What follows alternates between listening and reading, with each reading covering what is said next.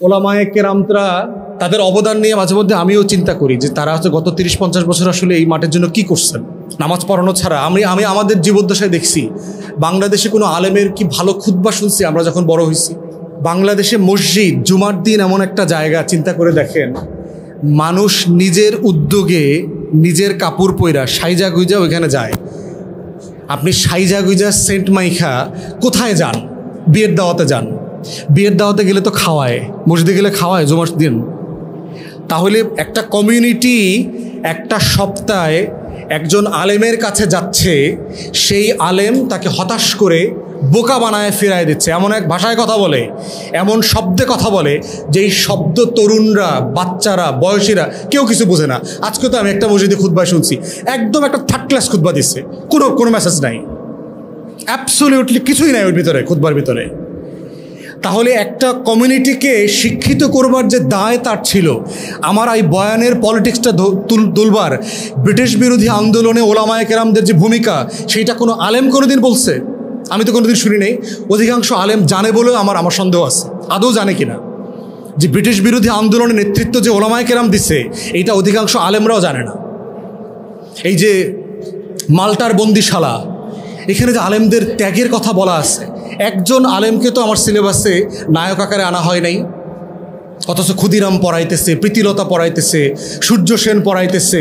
একটা আপাতমস্তক ক্রিমিনাল গোষ্ঠী ছিল, একদম মোদিয়া যে রাজনীতি করতেছে, যেই কারণে আমরা মোদিকে অপছন্দ করি, বিজেপির হিন্দুত্ববাদী রাজনীতি অপছন্দ করি, এক্স্যাক্টলি সেই রাজনীতি তারা করেছে। অতএব ওলামায়ে কেরামদেরও এক বিশাল হিস্টোরিক্যাল রোল আছে এবং তাদের ফেইলিওর আছে, এবং তাদের আকাবেরদের প্রবলেম হচ্ছে এখানে মাদ্রাসার স্টুডেন্ট আছে, সমালোচনা নিতে পারে না। সেকুলার গোষ্ঠীর কাছে ছেলেমেয়েরা, ইয়াংরা কেন যায়? দিন শেষে সেকুলার গোষ্ঠীর তর্ক করা যায়, ওর সাথে দ্বিমত করা যায়, ওর সাথে ঝগড়াঝাটি করা যায়, ও ঝগড়াঝাটি অ্যালাউ করে, আর মাদ্রাসায় পিটায়। দ্বিমত কি? মানে এক মতের ভিতরে থাকলেও পিটায়, মানে একই মাযহাবের মধ্যে থাকলেও তারে পিটায়, এবং পুরো জিনিস তার সাথে একমত হইতে হবে। আর একমত হইতে হইলে তো আপনার কাছে, আপনার হুজুরের কাছে আসতে হবে কেন? হুজুর কেন দরকার? হুজুর দরকার তো দ্বিমত শেখানোর জন্য। আল্লাহ রসুল কেন দরকার ছিল?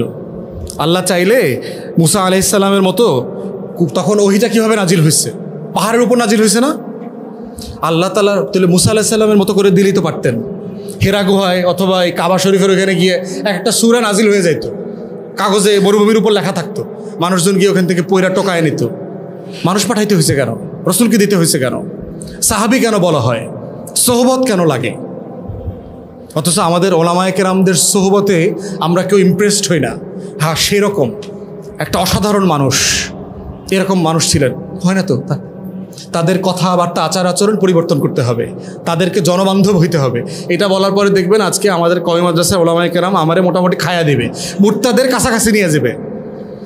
ন্যূনতম কোনো বিষয় দ্বিমত তারা অ্যালাউ করে না। আমি মাঝখানে শিক্ষা ব্যবস্থা নিয়ে, মাদ্রাসা নিয়ে একটা এক্সাম্পল দিচ্ছি, মূল আলোচনাও ছিল না। সেইটা নিয়ে দেখলাম যে আপনার মতো একটা জাহেল লোক এই বিষয় নিয়ে কথা বলার সাহস কোথায় হয়? বুখারী শরীফ নিয়ে আপনি কথা বলতেছেন, একটা জাহেল লোক, জিন্স পরা, দাড়ি ছোট, পাঞ্জাবি জুব্বা পরে না, টুপি পরে না, কোনো নামাজে আমি দেখি নাই সে টুপি পরে, মানে মন্তব্যে ছুঁয়ে গেছে আর কি। অথচ তাদের জন্য বলছি কথাগুলো। এখন আপনি যারা এতটুকু সমালোচনা নিতে পারে না, তারা আবার দেশের নেতা হইতে চায়। তাদের নাম হইল ইমাম, তারা নিজেদেরকে ইমাম মনে করে, কিন্তু এলাকার কমিউনিটির কোনো লোক তার নেতা মনে করে না। লজ্জার ব্যাপার তো, লজ্জার ব্যাপার না যে আপনি আপনার ইমাম বলতেছেন, আপনারা কেউ ইমাম মনে করে না। তাহলে আল্লাহ তাআলা আপনাকে যেখানে দিতে চাইছেন, যেখানে নিতে চান, আপনি সেখানে যেতে চান না, তো আল্লাহ তাআলা আপনারা কেমনে নেতা বানায়? ভালো টাকা পড়ছে নেতা তো আপনার নিজ দায়িত্বে নেতা হইতে হইব। তো হিলফুল ফুজুল আল্লাহ রসুল নিজ দায়িত্বে করছেন না? না আল্লাহ তাআলা ফেরেশতা দিয়ে করাইছে? ফেরেশতা দিয়ে করা, উনি নিজে করছেন। তো নিজে করছেন, তো এই জন্য তো নেতা হইছেন। নেতা কমিউনিটি থেকে বানায় নিয়ে আসতে হয়। এই জন্য আমাদের ওলামায়ে কেরামরা নিশ্চিন্তে দিনের অনেক খেদমত করে যাচ্ছেন, আল্লাহর কাছে তারা পুরস্কার পাবেন, দুনিয়াতে কিছু পাবেন না, কারণ দুনিয়ার জন্য তারা আসলে কিছু করেন না। কোনো ওলামায়ে কেরামের কাছ থেকে সরি না দেশের অর্থনীতির অবস্থা কী? কোনো ওলামায়ে কেরাম শুনছেন? দেশ নিয়ে একটা বক্তব্য আছে, গণ অভ্যুত্থান নিয়ে দুইটা রাজনৈতিক বক্তব্য আছে ওলামায়ে কেরামের। সবাইকে শুধু বুখারী নিয়েই কথা বলতে হবে? বুখারী নিয়ে কথা বলার লোক আর নাই। আর আমরা জিন্স পরি বলে আমরা বুখারী নিয়ে কথা বলতে পারবো না? ইমাম হাজার আসকালানির বই তো আমি পড়ছি, বিদায় নেহায়ের ব্যাপারে তো আমারও তো ইজাজা আছে, আমারও অনেকগুলো কিতাবের উপর ইজাজা আছে, আমি তো ইজাজা পয়সা খাই না। এবং এত বড় বড় ওলামায়ে কারামের কাছ থেকে আমার ইজাজা আছে যে সকল ওলামায়ে কেরামের নামও জানে না এইসব হুজুররা। সারা দুনিয়ার এত বড় বড় ওলামায়ে কেরামদের কাছে লেখাপড়া করছি। তো এই জন্য হচ্ছে ওলামায়ে কেরামদেরকে অনেক অনেক বাস্তবে আসতে হবে। তারা দুনিয়াতে কেমন যেন থাকে না, তার সাথে কথা বললে মনে হয় ওনারা দুনিয়ায় থাকেন না, দুনিয়ার ভাষায় কথা বলেন না, দুনিয়ার মানুষের মতো করে খুতবা দিতে পারেন না। অথচ আমরা বাহিরে থাকার কারণে এত ভালো ভালো খুতবা শুনছি। যদি ভালো খতিব থাকে একটা মসজিদে, ভালো তাফসির হয় হাদিসের এবং কোরআনের, 1-2 বছরের ভিতরে ওই মহল্লার চেহারা পরিবর্তন হয়ে যেতে পারে। কারণ মানুষের যে সম্মান, এই মানুষগুলো নিয়ে, এই সম্মানগুলো নিয়ে তারা হতাশ হয়ে প্রতিদিন খুবই ঢিলাঢালা হয়ে মসজিদ থেকে বাইর হয়, নামাজের পরে মোনাজাতেও শরীক হয় না, বাইর হয়ে যায়। কারণ তার কোনো আকর্ষণ তৈরি হয় না। এখানে মহিলাদেরকে, দেশের 50% মানুষকে মসজিদ থেকে আলাদা করে রাখছে। অথচ ওই মহিলারা বাসায় বসে হিন্দি সিরিয়াল দেখতেছে। মসজিদে আসতে দিব না, বাসায় বসে তুমি হিন্দি সিনেমা দেখো, কোনো সমস্যা নাই, কিন্তু মসজিদে তোমার আসতে দিব না। যত দুর্বল ফতোয়া আছে, যত দুর্বল দলিল আছে, এগুলো দিয়ে করতেছে। অথচ আল্লাহ রসুলের পিছনে হাজার হাজার মহিলারা নামাজ পড়ছে, যুদ্ধও করছে। তাহলে এই যে মহিলাদেরকে আপনি পুরো সিস্টেম থেকে আলাদা করে রাখছেন, তাদেরকে আশা করতেছেন তারা হিজাব করে না কেন? আপনার মেয়ে কেন জিন্সের প্যান্ট পরে হাঁটে? আরে জিন্সের প্যান্টে পরে হাঁটবে না কেন? ও যে ন্যাংটা হয়ে হাঁটতেছে না, ও যে স্কার্ট পরে হাঁটে না, পাড়ায় পাড়ায় মহল্লা মহল্লা এখনও মদের দোকান হয় নাই, এটা তো শুকরিয়া আদায় করা দরকার হুজুরদের। তাদের 2 আনার কোনো অবদান নাই এখানে। ও তো আপনি তো ওকে তৈরি করেন নাই, আপনি তাকে তৈরি করেন নাই, কিন্তু আশা করতেছেন সে আয়েশা খাদিজা হবে। আল্লাহ আমার মেয়েদেরকে আয়েশা খাদিজা বানায় দাও। আল্লাহর টাকা পড়ছে, আপনার কোনো কিছু করতে হবে না, খালি এমনি এমনি জন্মায়া আয়েশা আর খাদিজা হয়ে যাইব। তাহলে তার যুদ্ধ করা লাগতো না মুসলমানদের, আল্লাহ রসুলকে আহত হওয়া লাগতো না, হাজার হাজার সাহাবীদেরকে জীবন দেওয়া লাগতো না। তাহলে ওলামায়ে কেরামদের হিউজ রেসপন্সিবিলিটি আছে, এবং 24-এর গণ অভ্যুত্থানকে নিয়ে তাদের কাজ এবং দায়িত্ব আরও বেশি। কারণ ওনারাই হচ্ছেন শিকারের প্রথম ধাপের আসেন। ওলামায়ে কেরামরা যদি মাথায় না নেন, তারা কিন্তু বন্দুকের প্রথম গুলিটাতে ওনাদের নামের তালিকা আছে। ওনাদেরকে মাথায় রাখতে হবে এটা। সবাইকে ধন্যবাদ। সালামু আলাইকুম।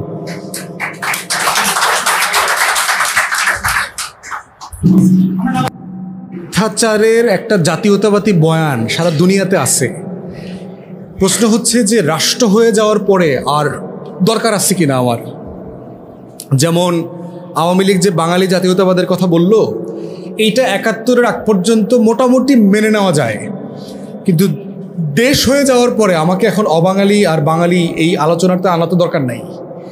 এই জন্য হচ্ছে যে মিথ্যাচারের একটা স্লাইড অংশ সারা দুনিয়াতে আছে জাতীয়তাবাদী বয়ানে, বাট পরিকল্পিতভাবে মিথ্যাচারের প্রকল্পে যাওয়াটা সাস্টেইনেবল না।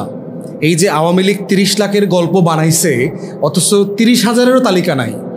আমি গতকালকে পরশু আপনার এই মুক্তিযোদ্ধা বিষয়ক যিনি উপদেষ্টা আছেন, মুক্তিযোদ্ধা ছিলেন ফারুক আজম ভাই, ফারুক ভাইয়ের সাথে জিজ্ঞেস করলাম বাংলাদেশে শহীদ হিসাবে ভাতা নেয় এমন সংখ্যাটা আমার জানা ছিল 11,000+। উনি আমাকে বললেন এটা 6,735 জন শহীদ পরিবার ভাতা নেয়। তাহলে এখন এইটা যদি ইনফ্লেশনের হিসাব করি, রিসার্চে যে ওয়েস্ট পার্সেন্টেজ থাকে সেটা ধরি, এরর পার্সেন্টেজ থাকে সেটা ধরি, সেটাকে আপনি এই 6,000-কে কত বানাইতে পারবেন?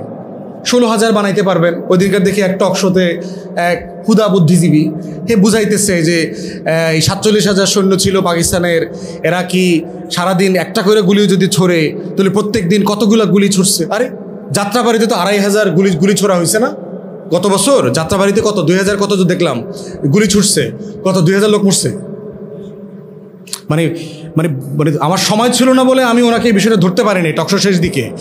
তো এই যে স্টুপিড আইডিয়াগুলো থ্রো করে যে প্রত্যেকটা সোলজার যদি একজন করেও মারে 9 মাসে, তাহলে কজন করে লোক মারা গেছে? আর এই যুদ্ধ কীভাবে হয় নাকি যে প্রত্যেক দিন আমি একটা করে মারবো? যুদ্ধ কি এরকম সোলজার মানে এইভাবে প্ল্যান করে যুদ্ধ করে? এ তো হয় না। এই জন্য বয়ানের পলিটিক্সে আমার মিথ্যাচারের দরকার নাই, কারণ হিস্টোরিক্যালি আমার ডিসকোর্স এত পাওয়ারফুল, এভিডেন্স বেস, এবং মানে আপনি তুরি দিয়ে উড়ায় যাবে এই বাম টামের যে পলিটিক্স আছে, এগুলো সব হাওয়াই মিঠার মতো চলে যাবে, কিচ্ছু নয় এদেশে। আমার 800 বছরের পলিটিক্সকে যদি আমি কানেক্ট করতে পারি এই মাটির সাথে, কোনো মিথ্যাচারী করতে হবে না, খালি সত্যটা কায়েম করেন, ওই সত্যটাই ওদের কাছে হিমালয়ের মতো লাগবে। তো মিথ্যা কথা কেন বলতে, মিথ্যা কাকে বলতে হয় যার সত্য নাই? কেন আওয়ামী লীগকে মুক্তিযুদ্ধের মিথ্যা গল্প বানাইতে হয়েছে? যুদ্ধের কোনো প্ল্যান ছিল না, ও কলকাতায় খাইছে দাইছে ফুর্তি করছে হাবিজাবি করছে, ওরে যেন মিথ্যা গল্প বানাইতে হয়েছে। আপনার মিথ্যা গল্প বানানোর দরকার নাই তো। আর 24-এর লড়াই তো বাসায় প্রত্যেক ঘরে ঘরে, প্রত্যেকটা মোবাইলে 24-এর গল্প আছে। 24-এর গল্প আপনি মিথ্যা কথা কি লিখবেন? 24-এর সত্য গল্প লিখতে তো 24 বছরে শেষ করতে পারবেন না। 24-এর যদি শুধু সত্য গল্পটা লেখেন তাও শেষ করতে পারবেন না। আচ্ছা, ভাই জিজ্ঞেস করছে যে কাউন্টার কিভাবে করবেন। কাউন্টার করার স্টার্টিং পয়েন্ট হচ্ছে নিজেকে আগে হিস্ট্রির সাথে কানেক্ট করা। শুধু লেয়ার আফটার লেয়ার যে মিথ্যাচারটা হয়েছে এদেশে দিল্লির হেজিমনি, বাম রাজনীতি, কমিউনিস্ট পার্টির পলিটিক্সের নামে যেখানে জমিনদারি বন্দোবস্ত কায়েম করছে, আমার কালচারাল হেজিমনি তৈরি করেছে। এই কলকাতার কালচারাল হেজিমনি এবং দিল্লির পলিটিক্যাল হেজিমনি, এই দুইটা হেজিমনিকে দিয়ে এই যে অখণ্ড ভারতের বিজেপির পলিটিক্স, এই হিন্দুত্ববাদী রাজনীতিটা আমার বোঝা দরকার। এইটাই হচ্ছে আমার পুরো সাউথ এশিয়ার সংকট, কিন্তু বাংলাদেশের না, নেপালের সমস্যা, ভুটানের সমস্যা, মালদ্বীপের সমস্যা, শ্রীলঙ্কার সমস্যা, পাকিস্তানের সমস্যা, প্রত্যেকটা রাষ্ট্রের একই সংকট, এই হিন্দুত্ববাদী বিজেপির রাজনীতি। এবং শুধু তার না, এইটা তার নিজের পলিটিক্সেরও সমস্যা। এই হিন্দুত্ববাদী রাজনীতি ভারতকে ভেঙে টুকরা করে দেবে যদি মোদি এবং বিজেপির পলিটিক্স কন্টিনিউ করে, কারণ তার পলিটিক্স মানেই হচ্ছে বিভাজনের রাজনীতি। আর ভারত বিভাজিত বাস্তবতায় বসবাস করে না, তার সাউথ ইন্ডিয়া একটা ডিফারেন্ট রিয়ালিটি। অতএব সেই জায়গাতে আমাদের হিস্টোরিক্যাল কানেক্টিভিটিটা হচ্ছে জরুরি, যে আমার তরুণ সমাজকে ইতিহাসের সাথে কানেক্ট করতে হবে। ভাই যেটা বলেছেন, কাজটা তো আসলে রাষ্ট্রের। আপাতত যেটা করা যায় সেটা হচ্ছে বিকল্প কারিকুলাম তৈরি করা দরকার, যে এই বাচ্চাদের উপযোগী করে সিরিয়াস লোকরা বসে, একাডেমিকরা বসে বিকল্প ক্লাসের কারিকুলাম তৈরি করা দরকার, এবং সেগুলো বাচ্চাদেরকে ফ্রিলি বিতরণ করার জায়গা করতে হবে। পাড়ায় পাড়ায় ইনক্লাব সেন্টারের মতো বইয়ের দোকান বানাইতে হবে, যেখানে মানুষজন যাবে, খাবে, গল্প করবে, বাচ্চারা খেলবে, নামাজ পড়বে না, সব মিলায়া। সব বাচ্চা তো নামাজ পড়বে না, ওর পড়ার দরকারও নাই, কিন্তু মসজিদে খেলবে। আমি টার্কিতে, মিডল ইস্টে বিভিন্ন জায়গায় দেখছি মসজিদের ভিতরে সাইকেল চালাইতেছে, মসজিদের ভিতরে কার্পেটের ভিতরে বন্ধুরা ওখানে জামাত চলতেছে, তারা এই মাথা ওই মাথা সাইকেল চালাইতেছে। দরকার, সমস্যা কি? তো ওকে তো ইতিহাসের সাথে কানেক্ট করা দরকার। এই ইতিহাসের সাথে কানেক্ট করার জন্য ইসলামপন্থীও রাজনীতি করতে হবে না, কিছুই করতে হবে না, তাকে শুধু বাংলাদেশপন্থী হইতে হবে। শুধু বাংলাদেশপন্থী হইলেই তার মাটির লড়াই আছে। এবং এই মাটির লড়াইতে কি হিন্দুর আছে না? এই বৌদ্ধরা ছিল না এই মাটির লড়াইতে? সবাই ছিল। পাল বংশের ঐতিহাসিক কন্ট্রিবিউশন আছে এই দেশে, লেখাপড়া, শিক্ষা দীক্ষা, এবং যেই পাল বংশকে সেনরা এসে নাই করে দিয়েছে, টোটালি অ্যানিহিলেট করে দিয়েছে। এবং এই বৌদ্ধ সম্প্রদায়কে নাই করে দেওয়ার পরে তারা যেটা পারে নাই সেটা হচ্ছে মুসলমানদের আগমন ঠেকাইতে পারে নাই, যে কারণে এখানে একটা ইনসাফের সমাজ তৈরি হইতে পারছে। অতএব সেই পলিটিক্সটা সবার শত্রু। ওই পলিটিক্সটার ক্ষেত্রে নতুন বই দরকার, নতুন কারিকুলাম দরকার, নতুন আলোচনা আনা দরকার। বয়ানের রাজনীতিটা করতে পারে। এবং একটা জিনিস মাথায় রাখতে হবে, এই আলোচনাতে কিন্তু একটা ফাঁদ আছে, যে এই সকল বাম দিল্লিপন্থী লোকদের যে আপনাকে পাকিস্তানের ফ্রেম করে দেওয়া, পাকিস্তানপন্থী, আপনি স্বাধীনতা বিরোধী। এবং এইখানে আমাদের শব্দচয়ন এবং ভাষায় আমাদের খুব পরিষ্কার থাকতে হবে যে আমার মুক্তির লড়াইতে 47 গুরুত্বপূর্ণ, 71 ইকুয়ালি গুরুত্বপূর্ণ। এবং এই দুইটা গুরুত্বপূর্ণ জায়গা থেকে আমি আমার এই 24কে আমি ওন করি।